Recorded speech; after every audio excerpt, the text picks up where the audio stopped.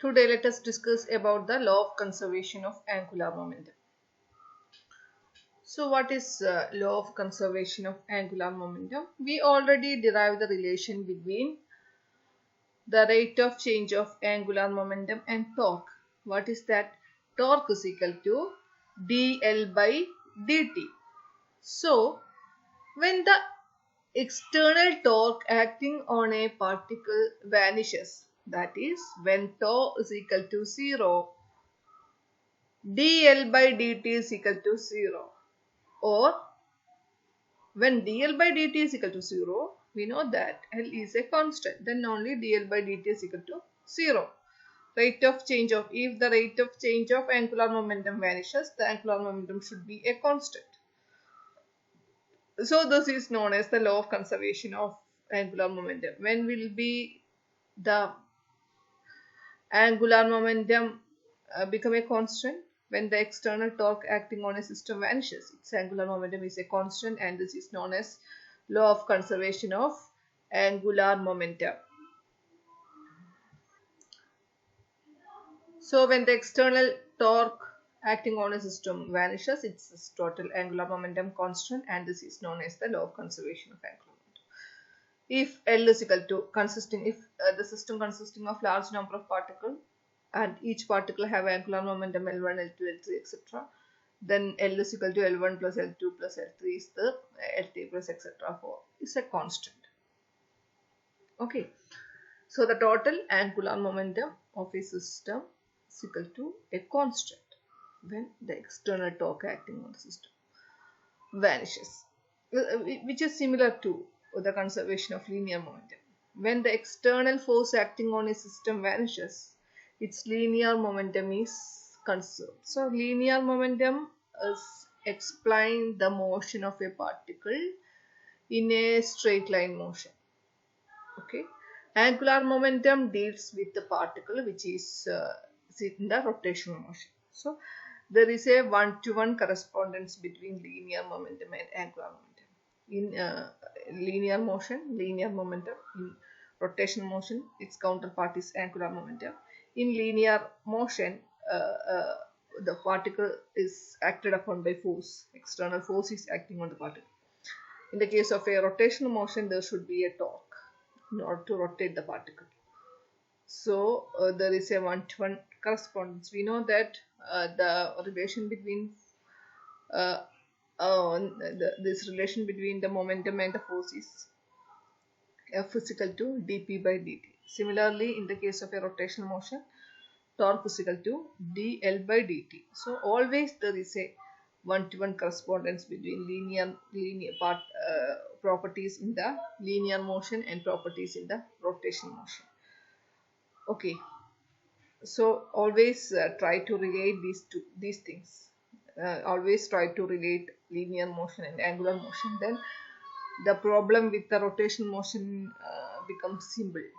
അതായത് നോർമലി നമുക്ക് rotational motion linear motion വളരെ എളുപ്പമാണ്. Linear velocity, linear momentum, force എന്നൊക്കെ പറയുമ്പോൾ നമുക്ക് വളരെ ഈസി ആയിട്ട് തോന്നാം. അതേപോലെ തന്നെ ലീനിയർ ആക്സലറേഷൻ ആണെങ്കിൽ ഓക്കെ, നമ്മൾ നോർമൽ ആക്സലറേഷൻ. അപ്പോൾ നിങ്ങൾ ട്രൈ ചെയ്യുന്നു. സിമിലർലി അതേപോലെ തന്നെ ഒരു കൗണ്ടർ പാർട്ട് എവിടെയുണ്ട്?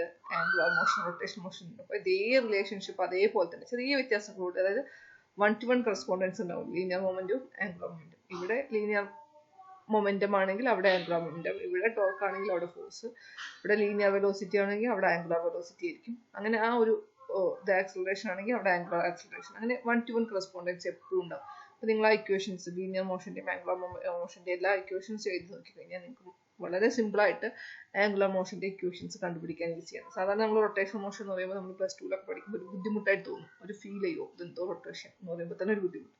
ആ ഒരു ബുദ്ധിമുട്ടില്ല, ഇങ്ങനെ ഒന്നും കോറിലേറ്റ് ചെയ്ത് പഠിച്ചു കഴിഞ്ഞാൽ ഒരു ബുദ്ധിമുട്ടും ഇല്ല. ഓക്കെ, സിമിലർ ആയിരിക്കും രണ്ടും. There is A one-to-one correspondence between linear motion and rotational motion. The last class we discussed about the angular motion of a particle.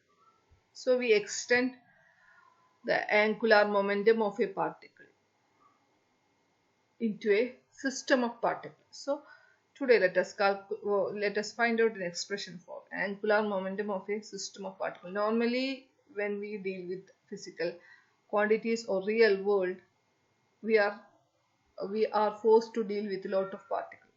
We cannot deal with a single particle. So angular momentum of a system of particles is more important in that sense. So the angular momentum of a system of particles moving independently about any point is defined as the vector sum of angular momentum of separate particle about the same point. Let L1, L2, L3 be the angular momentum of each particle about a given point. Then we know that the total angular momentum of the system will be the vector sum of these two.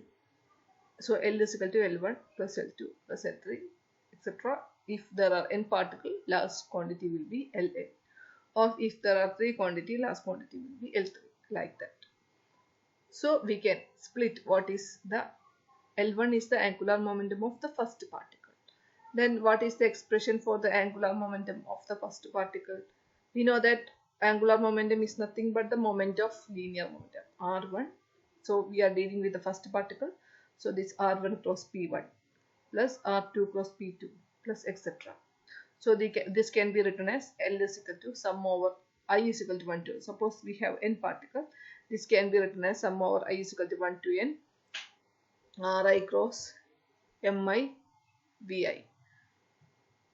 So here we are discussing about the angular momentum of a system of particles. Suppose we have a system of n particles, then its total angular momentum will be I is equal to 1 to n Ri cross Mi Vi, where I varies from 1 to n. So we know that Ri is the position vector of the particle, Mi is the mass of the particle, and Vi is the velocity of the ith particle. So we know that the relation between torque and force. Torque is nothing but the rate of change of torque and angular momentum. Torque is nothing but the rate of change of angular momentum. So torque is just like force and linear momentum. F is equal to dp by dt. We already studied about this equation. So the torque tau is given by dl by dt, that is equal to d by dt of sum over I is equal to 1 to n Ri cross Mi Pi. So this can be written as, what is Pi? We know that Pi is equal to Mi Bi. So that is equal to sum over I is equal to 1 to n d by dt of, so this difference, when we differentiate these two terms, first we have to differentiate this by keeping Mi Vi is a constant, then keeping this is a constant, we can differentiate this term. So first term dri by dt cross Mi Vi plus sum over I Ri cross d by dt of Mi Vi. So what is dri by dt? It is nothing but Vi. So Vi cross Vi vanishes. So this term vanishes. Therefore, tau is equal to sum over I 1 to n R cross d by dt of Mi Vi. Okay. So what is Mi Vi? It is nothing but the momentum. D by dt of this momentum is nothing but force acting on a particle. So this tau is given by dl by dt, that is equal to sum over I is equal to 1 to n Ri cross Fi. So this is the expression for the torque acting on a system of particles. So the torque is given by sum over I is equal to 1 to n Ri cross Fi. Fi is the total force acting on the system. Okay. As a result of this force, this rotating force, this force will try to rotate the system. So torque is acting on the system, and torque is given by sum of I is equal to 1 to n Ri into Fi. This Fi include internal and external forces, but we know that the internal forces acting in pairs and it cancel. So this contribution is due to external forces. So this is the expression for angular momentum of a system of particle, and this is the expression for the torque acting on a system of particle. The torque is equal to rate of change of angular momentum. Okay.